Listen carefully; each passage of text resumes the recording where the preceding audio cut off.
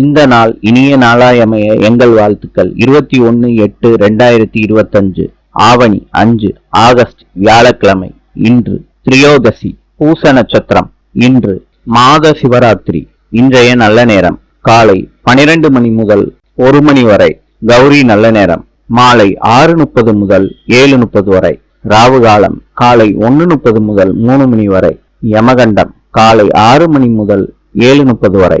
இன்றைய ராசி பலன்: மேஷம் அனுகூலம், ரிஷபம் வெற்றி, மிதுனம் பகை, கடகம் புகழ், சிம்மம் மகிழ்ச்சி, கன்னி பாராட்டு, துலாம் மேன்மை, விருச்சிகம் ஆர்வம், தனுசு இன்பம், மகரம் தேர்ச்சி, கும்பம் நன்மை, மீனம் முயற்சி.